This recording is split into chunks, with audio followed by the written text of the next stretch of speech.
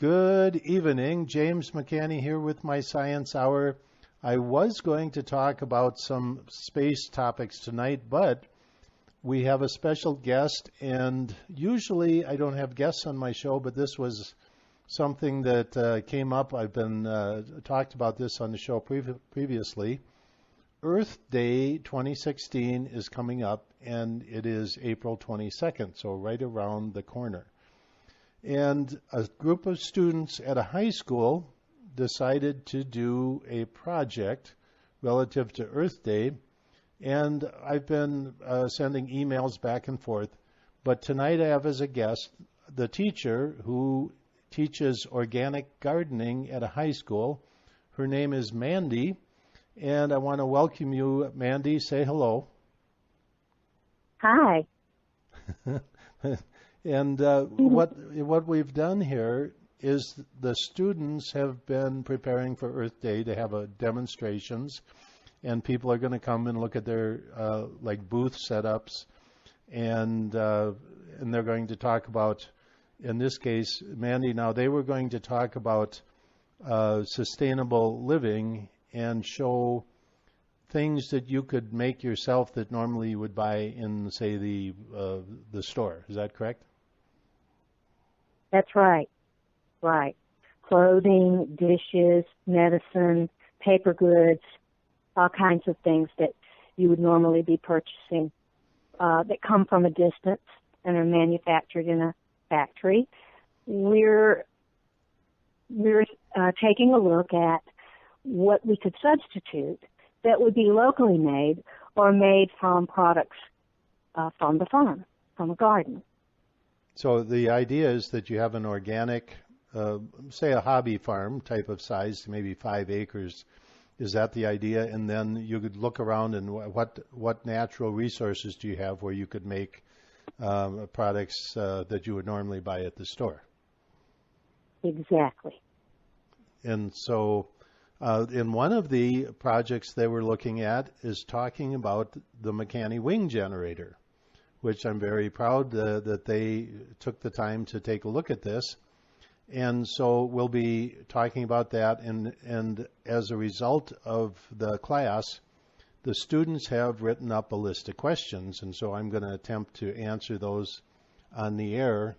And we can also discuss the more general project of organic farming and products that you could make yourself that you would typically buy at the store. So Mandy, why don't we start out with the student questions related to the wing generator? So go ahead, start with your questions. And remember, these are coming from high school students. This is for their Earth Day project coming up April 22nd, and Mandy is their teacher. Okay. Well, the class took a look at the presentation of the wing generator, the animated presentation. And they had lots of comments and questions about why, in general, why did you choose wind of all the renewable energy resources? Why did you choose wind over, say, solar or hydropower? Well, okay, let's take hydro first. Hydro is where you have a dam and you have a big reservoir of water, and the water falls through a channel and then drives generators. That is a wonderful free source of energy, and Canada produces a tremendous amount of hydropower because they have a lot of water, they have a lot of rivers, and they sell a lot of that power to the United States, especially the northern states. However, not everybody in the world has abundant water like Canada does. And the rainfall in many parts, even though they may have rivers, the rainfall is not sufficient to support electricity. My goal when I started to design the wing generator was to have a worldwide solution. And the wind blows every place on the planet. Sometimes more, in some places more than others. Now, why did I not choose solar? Well, solar has a little problem in that the sun only shines about an average of 4 hours a day. Now you say, well, it could be 8 or 10 hours of sun, but but in the early morning and in the afternoon, you don't have much sun, and so you don't get that much sun power. So literally the factor that you multiply is 4 hours a day. That's for solar power. And now look at the northern hemisphere and the southern hemisphere. In the United States, the majority of the population lives in a very cold region most of the year, and they don't have that much sun. So solar is not that good because it's not universal. The wind blows at the North Pole, at the South Pole. Say it's stormy. Solar doesn't work. Wind works when the storm and the wind is blowing. It works better. So, and at night, you get absolutely nothing from solar. So imagine you're living in a northern state, even the southern states of the United States. And at night, the wind is blowing. You could be running your air conditioner if it's hot. You could be running your heater. You could heat your house with electric from the wind. But anyway, wind is the most universally available energy source. Okay. Well, there are fluctuations in the velocity of the wind, obviously. Now, how would your generator manage to level out those fluctuations and to be able to use the generator in high velocity conditions and then in very low velocity conditions? Well, that's one of the beauties of the wing generator design. The typical wind generator that you see in the field has 3 blades. And when the wind is very weak, up to about 15 miles an hour, the wind just blows right through them, and they don't work at all. If the wind is too strong, then they have to shut them down because they have a lot of vibrational problems, etc. So the current 3-blade wind generator does not work well. And we could go through later some of the comparisons. But the fluctuation in the wind is a very real issue. But here is how you manage that. Currently, the voltage is controlled by the central power company. When I designed the wing generator, my plan was to build them big enough, scale them up to large sizes, so that they would replace nuclear and coal-fired power plants, electrical power plants. And so then what happens is as you build the wing generators all around the country and the coastline and wherever there's abundant wind, you put that energy onto the current grid system and you control the voltage at your house or up the street at a local exchange box, electrical box. And so the voltage now is controlled at the house. So you'd no longer have to control the voltage out there where the generators are. You just have to dump that energy onto the grid, and then that energy is converted into the proper voltage right at your house. So that's how you control the variable wind issue. Mm-hmm. Another question they had was, what's the criterion for selecting a good site? Say on your 2-acre homestead, how would you go about deciding where to locate a small wind generator? And then on the larger scale, what would be the regions, what would you look for in terms of criterion for locating the larger wind generator to produce enough energy for a town or a manufacturing plant or something like this? Yeah, that's a great question. Now, let's take the 5-acre farm first. Many people have a hillside. Here, the thing that a lot of people have on a small farm is trees. Well, trees upset the airflow. So you have to get on the side of the trees where the prevailing wind comes from. And typically in the United States, the wind comes from the west or the southwest. And so you would have to get on that side of the trees, but with wind, you cannot have obstructions. That's why you see some wind generators, they're up on a very tall pole. And so if you had a situation where you had blockage of wind, you'd probably get together with some neighbors and find a location, and you'd put in a larger one that would function for all of the various farms in a, say, maybe a 10 acre or 20 acre or 50 acre region, and supply the energy. So you'd find a hilltop or someplace where there's a good wind, access to wind.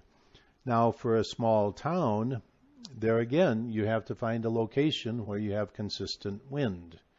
And let's take an example of pumping water into a tank. A tank is a holding tank like a battery, or with electricity, a battery or a capacitor. And a big tank could supply a lot of houses, and then the inflow into that tank has to be equivalent to the outflow. And so that's the same way with electricity. You have a battery storage or capacitor storage or compressed air storage. There's many ways to store energy. In fact, hydrogen and methane, you can create those through electrolysis. It's an electrical process, and then store those in a compressed air tank. On the national level, we know there are wind maps. You can look them up on the internet. We know where the wind blows the strongest, mostly offshore. So there's places in Texas, Minnesota, the East. There are windy places all over the country. So we know where these places are. They're well known up in the Colorado mountains, the Rocky Mountains, etc. We know where these places are. So that's where you install your wind generators, and then you distribute it with high voltage, just like you do today with nuclear or coal power plants. You distribute the energy with high voltage around the country. So it might be very windy in San Diego or San Francisco, or it might not be windy there one day, but it might be windy up off New York. And so the idea is you are dumping the energy into the power grid, and it flows throughout the power grid. And so that's the design. It's called distributed energy design. And the idea, as I explained before, you put the power onto the grid with the wing generators, and then the voltage is controlled at the house. Mm-hmm. We were all intrigued by the possibility of a wind generator being offshore, actually floating at sea. How would that, what would that material be that could float and hold such a huge contraption? Well, would it be floating like a floating bridge? Well, imagine a pontoon boat with a deck on it, and literally that's what you would have. You'd have a big pontoon boat and then an anchor rope coming off the front of it. So it's if you imagine a boat like a sailboat or any kind of boat on an anchor, it always points into the wind, because the wind will always keep it, the anchor rope and the boat, so that it's always pointing into the wind. And that's what happens when you have a big wing generator out in the ocean. You anchor it, and you have a line that comes in carrying the electricity. There right now are many offshore wind installations with the 3-blade wind generator. But see, the problem is they can only make those up to a certain size. And they're not big enough to replace nuclear and coal power plants. The wing generator you can make big enough so you can start replacing nuclear and coal power plants. But offshore is a great place for these to be, because they're out of the way. They would be on an anchor, and they would always point into the wind. So that would be one of the main locations to place the wing generators. Or even if you had like a small town and a lake nearby, you could have a wing generator out in the middle of a reservoir or a lake. That's another great possibility for locating a wing generator. Yes, excellent. All right. Well, something you just said triggered a question that someone had about what does it mean that your wing generator the design is scalable? Scalable means, let's look at another technology. Let's look at an airplane or a sailboat. There are two devices, inventions that have wings. And the sailboat has sails, but they're like wings. They are scalable. Now, let's look at, let's say, sailboat design. If you make a sailboat twice as long, you don't have to make it twice as wide, and you can make the sail design much, much bigger. Because the volume, this is the key, this is one of the, you have to understand about design. The volume of the hull of the boat goes up in 3 dimensions. And so a longer boat will support a much bigger sail plan. If you have a little short boat, it's very tippy in the wind. A great big sailboat, you see some of these old clipper ships on the ocean, and they have vast amounts of sail, and you think, how could this sailboat hold all that sail? And that's the principle. So with the wing generator, the same holds true for airplanes. But with the wing generator, it's growing in 3 dimensions. It's growing in a bigger circle, but it's also growing in the depth of the 3rd dimension. And that's something that the 3-blade wind generator, for example, does not do. So when I say scalable, you're looking, let's take an example. Say you double a 3-blade wind generator design. You double the diameter of the blades. You're going to get 4 times the amount of wind collecting area, but they don't spin as fast, so it's really, you're losing quite a bit of capture of energy. With the wing generator, you're getting 8 times the collection area. Now let's multiply by 10. If you take a 3-blade wind generator and let's multiply its dimension by 10. With the 3-blade wind generator, you're getting 100 times the collection area. With the wing generator, you're getting 1,000 times the collection area. Do you see what scalable means? Yes. And so the wing generator grows in 3 dimensions. And that's why when you get to the really big ones, they are tremendously powerful. That's why, because it scales in 3 dimensions. So the other thing about scalability is that the wing generator turns very slowly. You can't make big things spin fast. They'll fly apart. So inherent in the design is the fact that the wing generator turns slowly. And it's like a sailboat or the sails, as you make a sailboat bigger, you have much more sail, but the wind velocity, the larger sailboat will move faster. And so the outside of the wings are moving actually very fast, even though they're spinning at a slower rate. They're moving probably about 60 to 90 miles an hour at the edge of a 1,000-foot wing generator. And that increases the lift and the force involved. And so there's many, many physics factors here, let's say, involved in scalability. So it's a great question. It's something that a physics student would have a lot of fun with, understanding all the variable scalable factors of the wing generator. Yes, indeed. You may have just answered this, so if so, we'll go on to the next question. But a student did ask, how fast do you think the maximum speed of a large wing generator would be in a high wind situation? Okay, now that is a good question. And this goes back to an earlier question of how do you deal with high wind situations. Let's look at a sailboat again. If you're out in the ocean and you have a sailboat, what it's called reefing. What you do is you make the sail size smaller, and you get the same amount of force as if you had a light wind with all the sail up. And also you can put the sails into the wind, so you can change the direction that the sails are, the angle of attack, so to speak, with the wind direction. So you can control the force on the wing generator by making some adjustments in the wings themselves. And so by doing that, you can still have it operational at high wind speeds.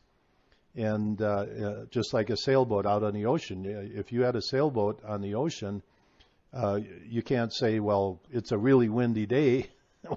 You're already out there. You have to deal with it. And so the same way with the wing generator, with the 3-blade wind generator that you see out in the field today, when the wind gets too strong, they shut them down. They tether the blades into the wind, and they literally shut them down because they don't work in a high wind situation. With the wing generator, you can reef in the sails, you can change the angle of attack, and you can still produce all of the energy that you want. And then when the wind is light, you change again, and you can trap a lot more energy from a low wind situation, and the wind is not just blowing through it. You're trapping all that energy because the wings are cover the whole area. That's the whole point. All right, selection of material. The students were very interested because they heard the comment that this wheel could not be made of metal. In fact, none of the components that are up in the air would be made of metal. So they were wondering what in the world would be light enough and strong enough to support this design. Well, there again, we have carbon tubing. And you might be familiar with the golf clubs today of carbon. The handles on golf clubs are made of a carbon fiber. They're very lightweight, and they're very flexible, but they can be made to be very strong. As far as the sails, we have tremendous technology in sail material today. Very strong, very lightweight. And so when you're building something like this that's going to produce energy for the next 50 years without maintenance or very minimal maintenance, you can afford to put materials into this because you're not mining nuclear fuel, you're not mining coal, you don't have a train that's delivering that high energy content fuel, you're not building this big facility that's got to burn that fuel. In fact, the cost of installation of a wing generator is probably about 100th that of a coal-burning power plant. But it's going to produce energy from the wind for a period of maybe 20 to 30 years, and then you replace the materials. But this is one of the great things about the wing generator is we have so many wonderful modern materials to work with. But let me just say something. There are places that we've researched, and they have a need for the wing generator, for example, Nova Scotia. In the wintertime, the wind blows 80 to 100 miles an hour all the time. The wing generators there will be made of probably aluminum or anodized aluminum, which is not affected by seawater. But the wind is so powerful there that you literally have to make it out of metal to withstand the conditions. That's not typical, but I just wanted to mention that there are places where you, in fact, would use very strong materials. And would it be necessary to ground the wing generator? Would it need to be grounded, and how would it be grounded? Oh, that's a great question. It's the same situation as a current day power plant. Literally the ground, when you say ground, you're talking about literally the ground being the common or third pole of your circuit. You have the high wires, the high tension wires that carry the electricity, but it's the same principle. You would ground the electrical circuit right to the ground, right at the facility, and the transmission of electricity, everything is the same. Once you have generated the electricity, everything is the same as current technology with a coal or nuclear power plant. The only difference is you're not burning, creating heat, and then turning that heat into steam and then driving generators with the steam. That's the difference. And we should talk about that because that's a very important issue. But let's go on with the questions. Okay, we'll come back to that. There were questions about the components. Mm-hmm. Would you enumerate just the major components of both the wind catchment aspect of the design and then the actual conversion to electricity? Just a few components of both of the aspects of your design. Okay, now when you look at the video or the PowerPoint presentation, you see that the wings are an airfoil. Now, say an airplane or a sailboat, they're great examples. An airfoil is originally what Leonardo da Vinci, looked at bird wings and realized that the lift aspect of these, there's a principle called the Bernoulli principle, and that means that if you have that curved upper edge and then a design on the lower edge of the wing, you get about a 10-fold lift advantage. So the wing generator literally uses a wing in the cross section of the panels that go out and catch the wind. And so that's why I call it a wing generator. It's literally wings that are catching the wind. And so that's what derives the power in. Now, the other thing about the wings is when they push, when the force of the air passing over the wings occurs, they push in a radial direction. And so they're creating the force in the radial direction, and that's one of the benefits also of moving very slowly, is that you get the force directed in the radial direction, and that makes it go around. Imagine you have a Ferris wheel, and you have all of the students down on the ground, running around the Ferris wheel, pushing it. You want to push in the radial direction to make it go around. That's what the problem is with the three-blade wind generator. When it goes very fast, the direction of force is not in the radial direction. So the wing generator is designed to move very slowly. The force on the wings is in the radial direction. Okay, now this is all connected to a hub. Inside the hub, especially on the smaller ones, on the bigger ones, the power generating equipment will be on the ground. But in the smaller ones, the electrical generation equipment is up in the hub. And as the wing spins around, you have a set of magnets and electrical circuits that create the electricity. And then that electricity comes out with the wires. And like I said, at that point, it's the exact same distribution mechanism that you have with nuclear or coal burning electrical power plants.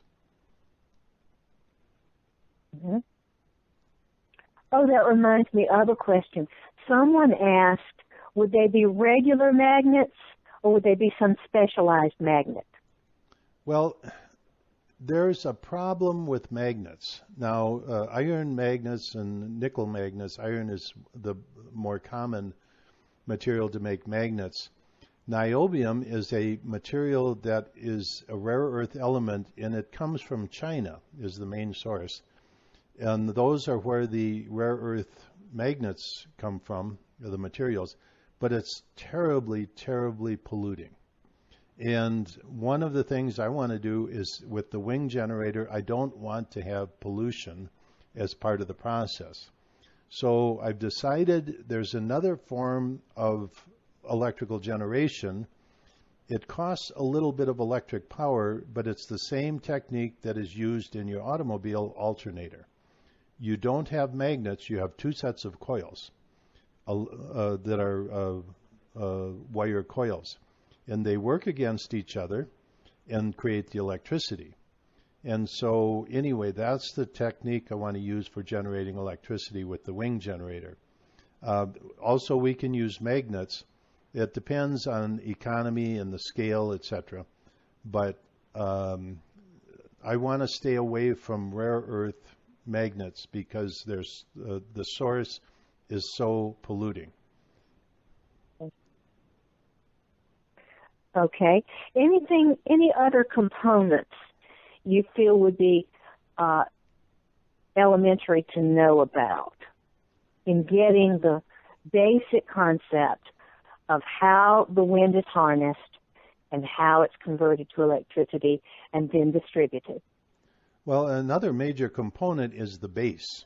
You have to keep the wing generator facing broadside to the wind. In other words, the wind has to hit the wheel coming in face on. And so it's very important to have a base that's very sensitive to the wind. And so you always keep it facing properly with respect to the wind. But the base, and now there's many designs. The wing generator that you see in the video, there are variations on that. Some of them will actually sit on a pole and rotate at the top of a pole. So there's variations on that, but the base and the mechanism for keeping it into the wind is very important. That's another major component. Mm-hmm. All right, let's talk about environmental impact a little bit. I had a student ask, they were very concerned about the conventional three-blade wind generator being a hazard to wildlife, especially birds, flying flocks of birds. How do you know? They wanted to know how you know that the wind generator would not do the same thing. Great question. The migratory birds, now there are places in California where they put them in a pass, and the birds fly over these passes and they don't see the blade coming, so they're looking straight ahead. They see open space and they're flying, and the blade comes around and hits them. And they kill a lot of birds. It's a big problem, not only in California, but all over. And so the wing generator, first of all, moves very slowly.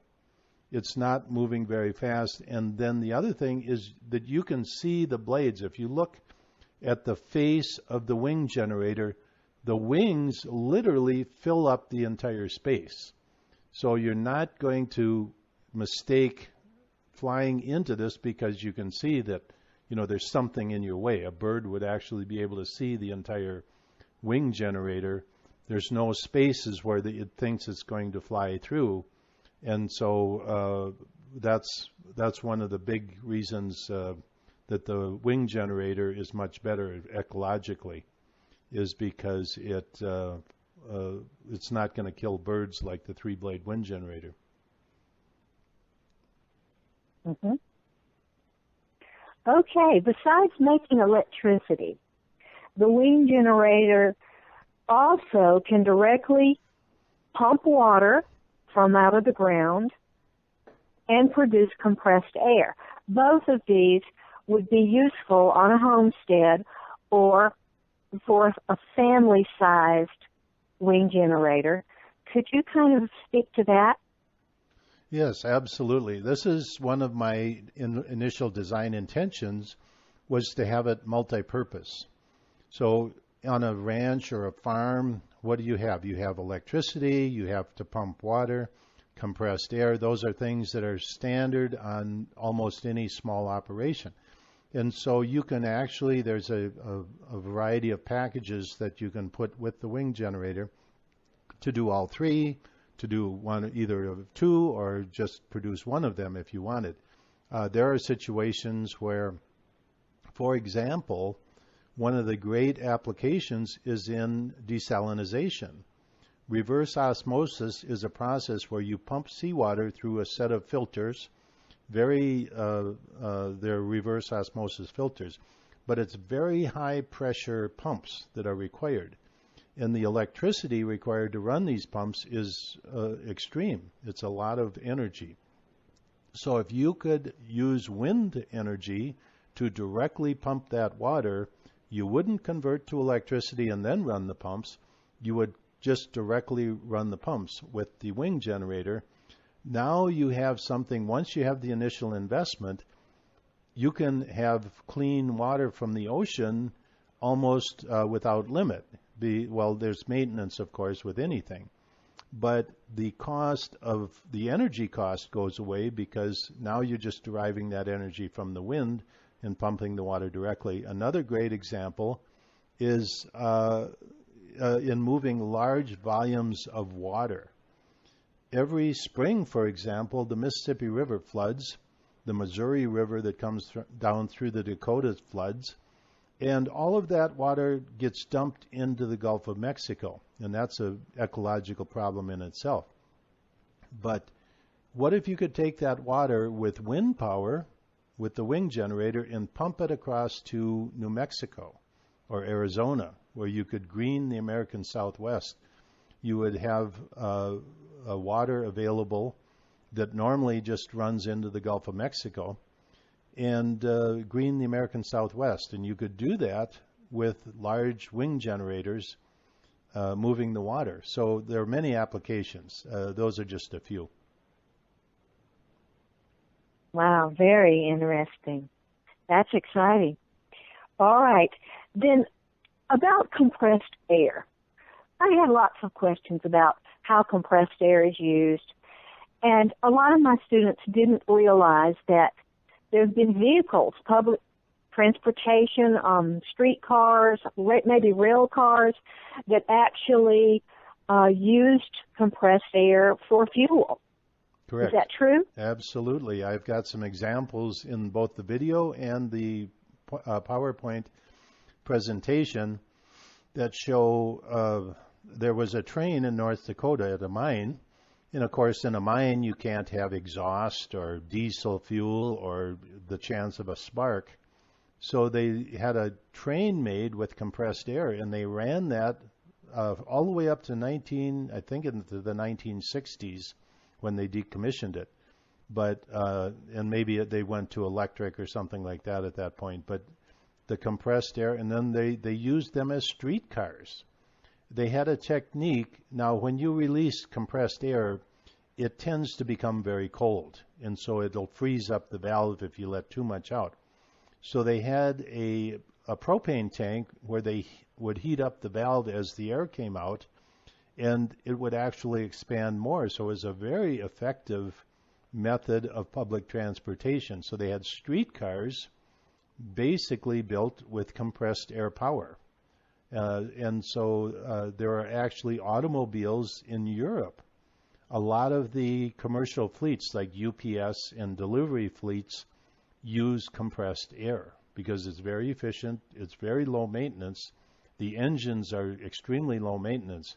And so it's something that's used, has been used for a long time.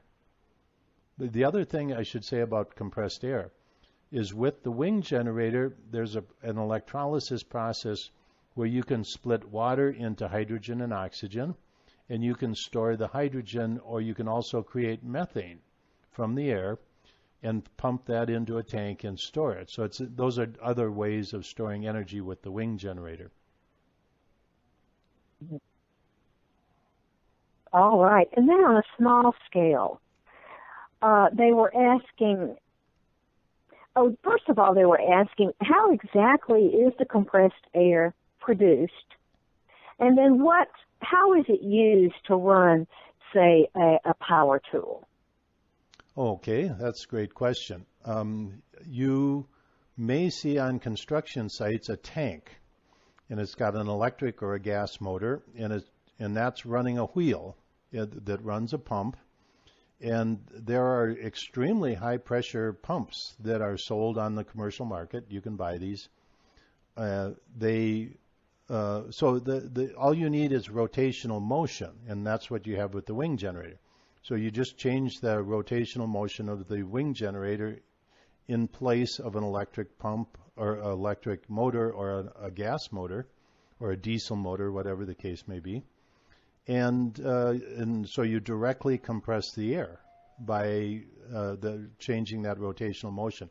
The wing generator has rotational motion, and the same goes for water pumps. If you look at a water pump, typically you'll have a gas motor, diesel motor, or electric motor on the water pump. So you just replace that with the rotational motion of the wing generator. And then how would you use compressed air? There are all kinds of commercial products that run on compressed air. They use them in auto shops. They use them in manufacturing. If you go to a print shop, for example, a lot of the print equipment uses compressed air. And you'll see things moving, levers moving, and all of this. That's all. A lot of that is compressed air because it's very clean. You're just using air, so there's nothing there's nothing pollutant about it.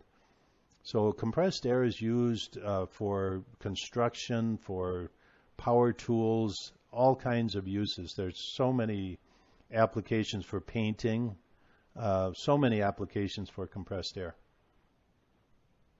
Wow. So it'd be kind of like having your own gas pump or something, right, at home. Oh, absolutely. All right. Yes. Yeah, that's great. All right.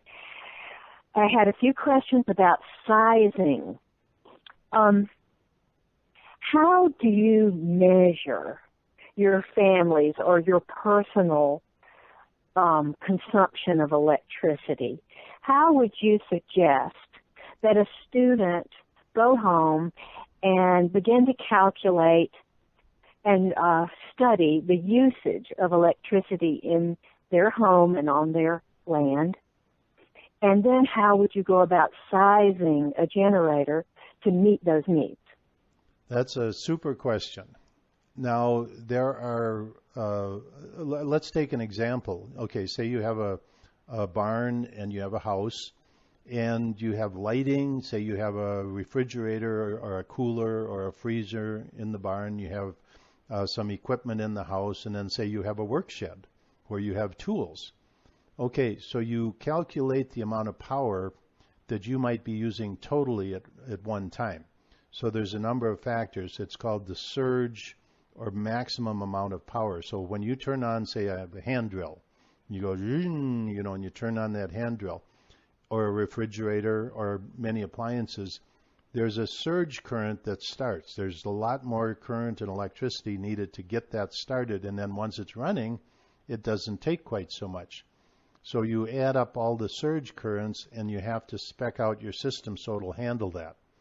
Or else you would run one tool at a time and then turn that off and run another tool.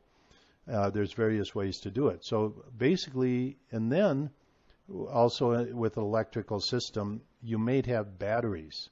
And so let's imagine that the wind doesn't blow for a day. How many batteries do you need to carry you through a day so the refrigerator runs and the other things run, the computers or whatever else you're using? How much battery backup do you need to carry you through those times when you don't have wind?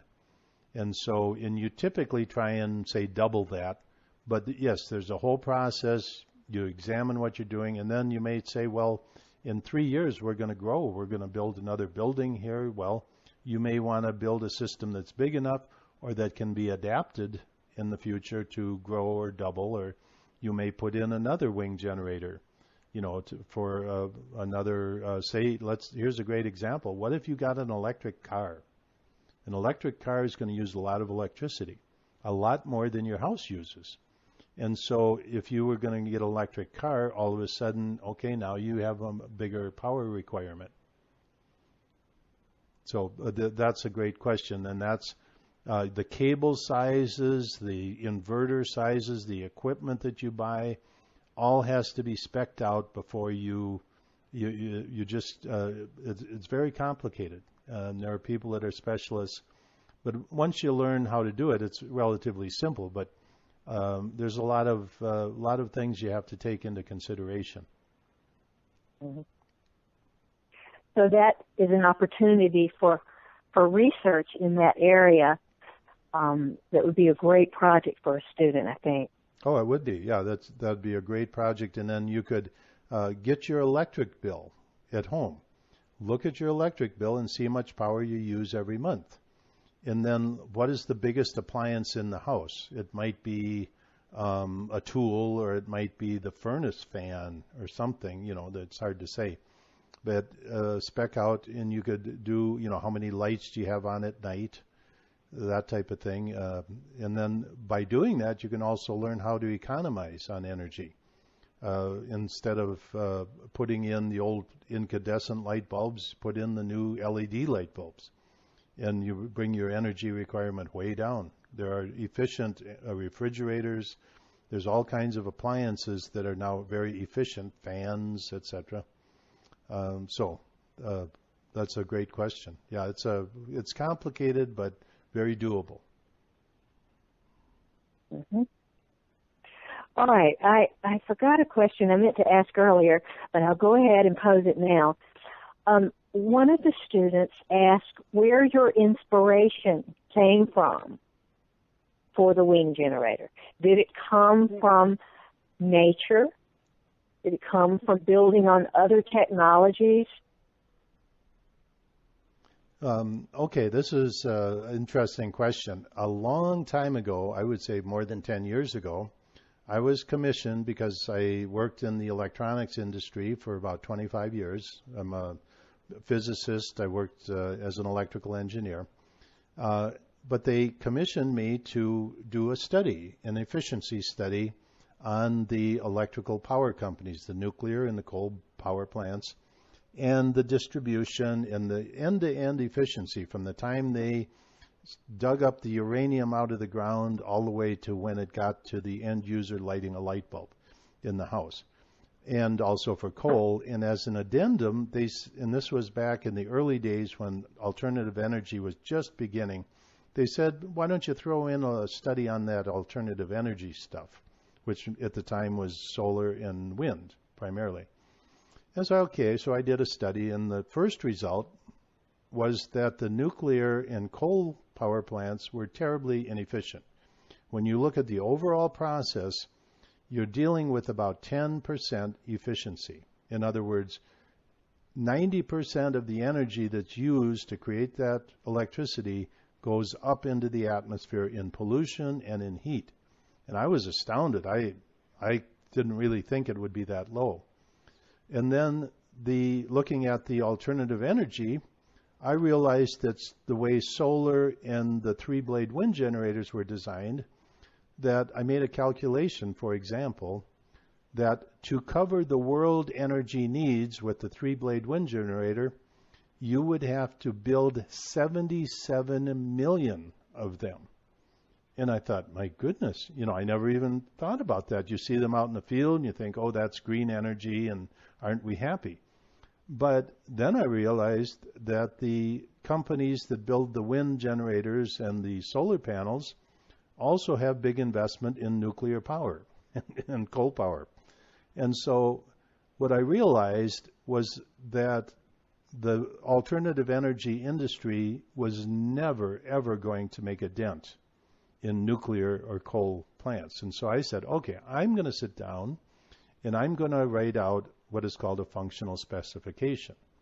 So this is not thinking about design or wings or what it looks like or anything else. This is a specification that says, what does this thing have to do? My major criteria was to design something that could replace nuclear and coal power plants. So it had to be big.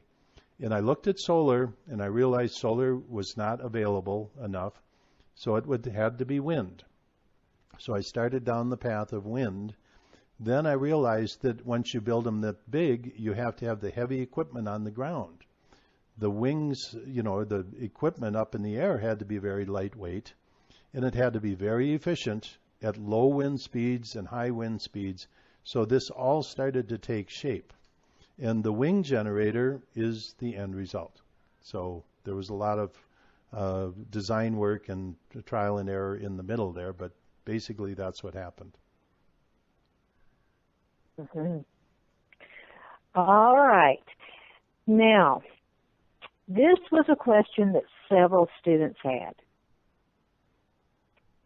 And you could predict that there'll be this question in almost every group.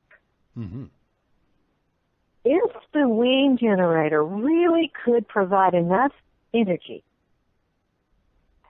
for an entire city. If the wing generator could actually replace nuclear power, why isn't it already being used? Why would such a great idea and great opportunity be going to waste or not being used? Well, I'll take you to Boulder, Colorado. I'll give you two examples here. But let's go to Boulder, Colorado, where they were very interested in putting in alternative energy.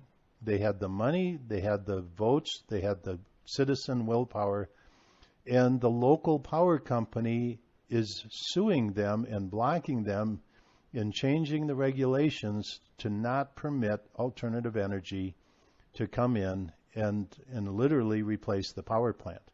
So you can go to Boulder, Colorado. There's groups there. Also in Canada, there's large groups there that are actually fighting the three-blade wind generators because they've realized that the government has made a big investment in them and they don't work. But let me give another example here. This is, I think, a better example. Let's look at a prize that was won by some students. It was to build a human-powered helicopter that could stay in the air, I think it was for 3 minutes. It had to stay in the air for 3 minutes, completely human-powered. This prize went unclaimed for decades. The big helicopter companies like Ball Aerospace or Lockheed or Boeing or Martin, none of those companies could produce a product, a helicopter that would fit the prize and win the prize. Last year, a group of college students from Canada were they were engineering students, they designed a helicopter and won the prize.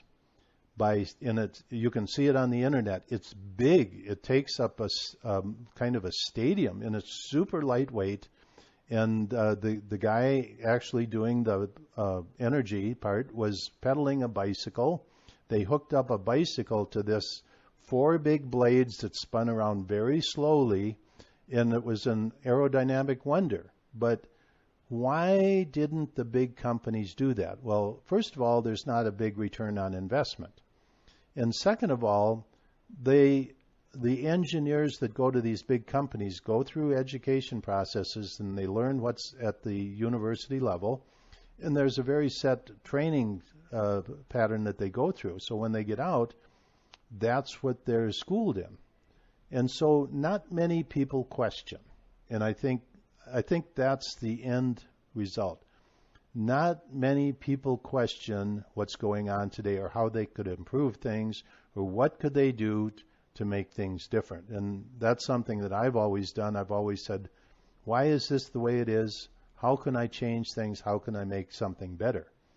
And so the wing generator is something that really nobody had ever imagined before, because the concept in wind generation is that the three-blade wind generator is the most efficient model out there. And what I've shown is that's not the case. So I guess there's quite a few answers. But the one thing I want to tell students is don't believe me. Don't believe me because I have a degree or that I'm up in front of a classroom. I've spent many years of my life in front of a classroom at the university level, teaching physics and mathematics and computer science and astronomy. But the one thing I always tell the students is don't believe me. Go out there and look for yourselves.